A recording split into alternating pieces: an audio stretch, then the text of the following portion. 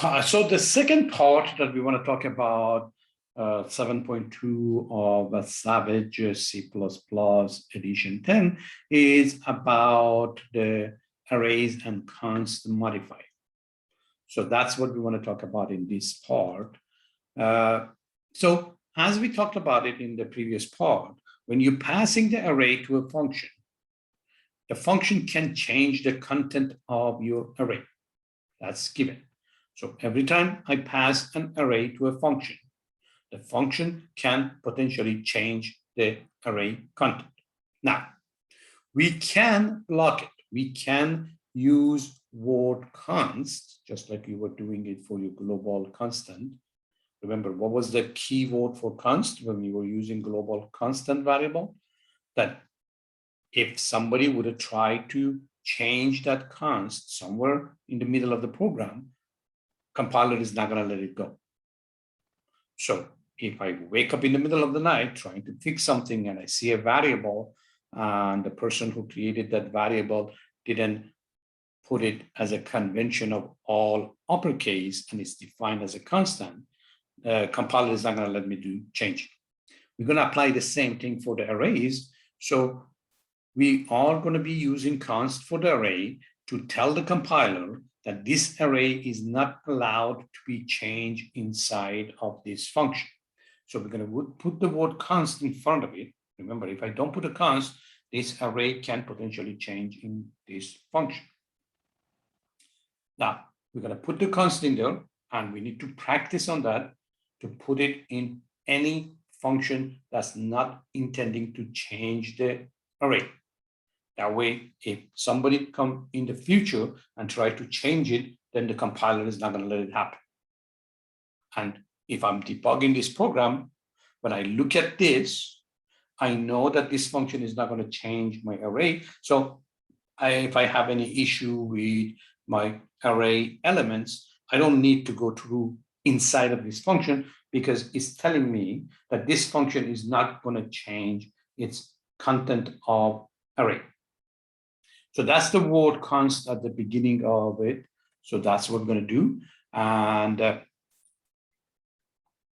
so the rule of thumb is if I know that my array is not going to be changed inside the function, I'm going to use word const. I know we are doing it the other way around. We just don't put the const as much as we need to. So moving forward, the first question you have in your design, that's why we spend time in the design part.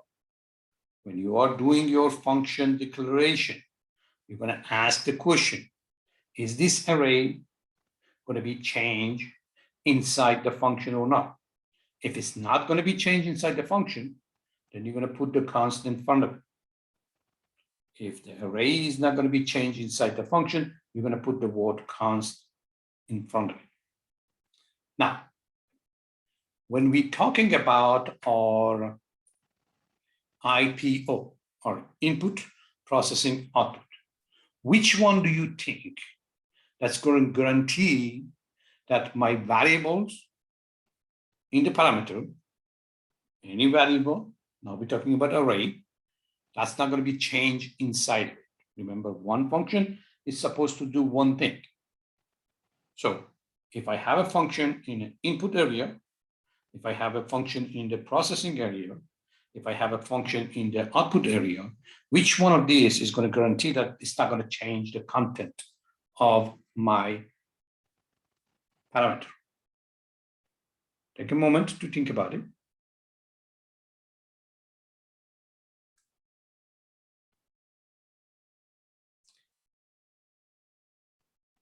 So if you say the output, that's correct, because the output job is just to display stuff. It's not going to do any calculation. It's not going to return anything. Generally, your output functions are to display stuff. So if that's the case, it's not going to change anything. And you can see here, show the word or show result or whatever you can have. So whenever you have output function, you're going to put the const in there. meaning that your output function is never going to change anything inside of it. It's just going to display stuff. Your input function, on the other hand, is always going to return something because you're going to be asking about the input, either coming from the user or a file. So that has, when you receive the input, you have to pass it on to the program. So your input always going to return something.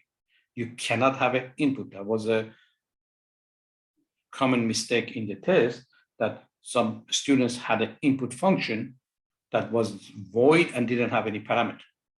So you cannot have that as an input function. You cannot have a menu that displays the menu and it's not reading anything and it's not doing anything. I mean, you can, but if you have so input functions are supposed to return something, either through parameter as called by reference or as a return value. That means if I'm passing an array, like fill function that we talked earlier, that has to have no constant in front of my array because it's going to fill up my array. It's going to change my array. So in input functions, you're never going to have const. In output functions, you're always going to have const. In the processing, you have to ask the question, is this function going to change the content of my array? If that's the case, you're okay. If it's not going to change the content of my array, we have to put the word const in front of it.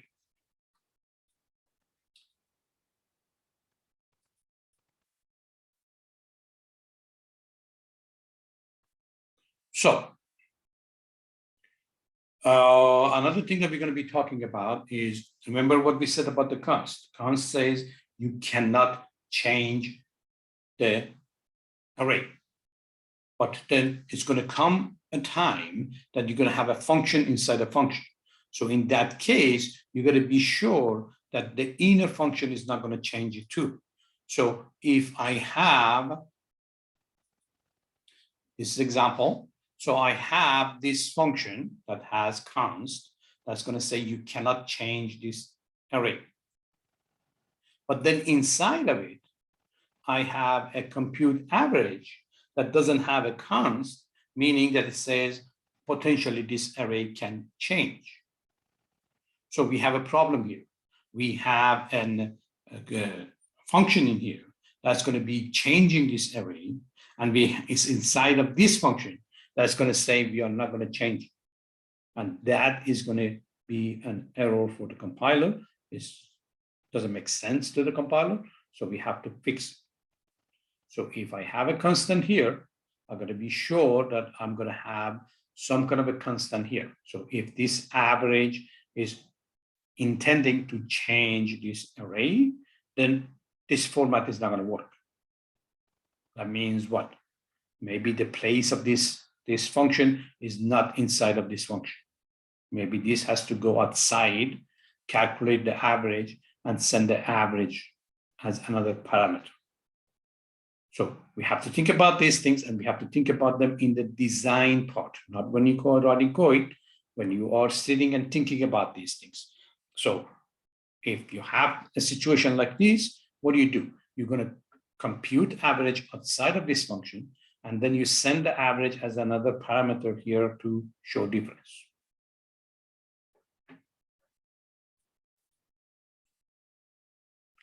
So next part is, remember about the returning arrays. I mean, not arrays. When you have a function with a return value, you can return double, char, integer, some class type that we haven't touched it yet. And you can return a string right now, which is a class type. So that's what we can do. But we cannot return functions. Our array, our function cannot return arrays. Our functions cannot return arrays. So pointer to array is something that we can learn later on, your 3A course if you get to that one. But right now, you got to put it in your mind. We cannot return arrays in our functions. So there are some other languages that they can do that, but Python can return a list, which is like array. So different languages might be doing it, but in C++, you cannot return arrays. That's the bottom line. One more thing I want to touch base over here. We talked about the floor. That is, we talked about it in previous chapters. So floor function was to get rid of the decimal. So the floor 3.4 is going to return 3.0 or 3. And doesn't matter what the decimal number I have, it's going to bring it down to the 0. So 3.4, 3.9. So there is a round function that the newest compilers have it, but the previous ones didn't have it for some strange reason. To create a round function of our own, in case you don't have the round means what? 3.5 and above is going to go to the higher number. Below 3.5 is going to go to low. So if I have 3.9, it's going to give me 3. Let me rephrase that. Let me write it down to be sure that I am not confusing you guys. So if I want to do a round on 3.4, it should give me 3. If I round 3.9, it should give me 4. I'm talking about a round function. So how can we accomplish that? If we add 0.5 to our number and float it. So in this case, if we add 0.5 to 3.4 and float it, it's still going to give me 3.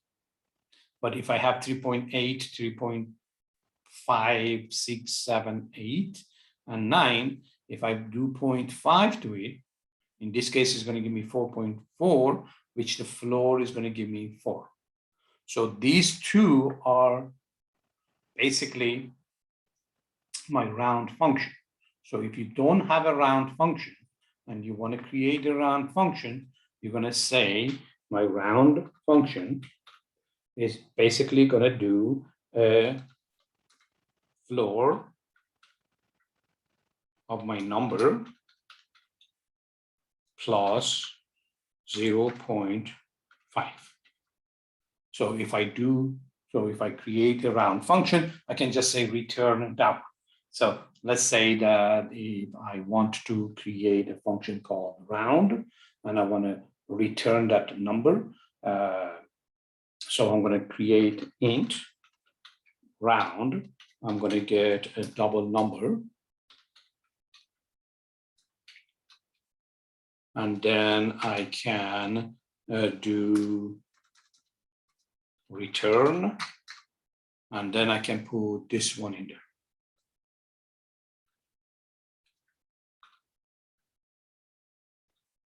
Now, this round function is going to round my number to any number with 0.5 and above is going to go up.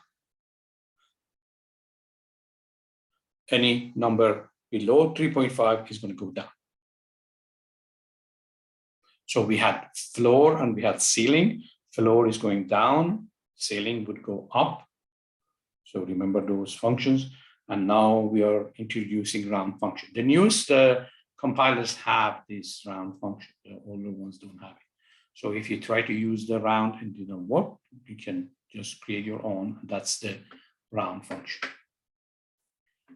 That will conclude our part 2 and basically the whole 7.2. That's the end of 7.2. So I want you to practice on this. Hopefully we're going to have some time in the class to go over it or be prepared to write it down and talk about it. So put a pause on this, think about this, write it down. If you cannot come up with it, let's talk about it and we can go from there.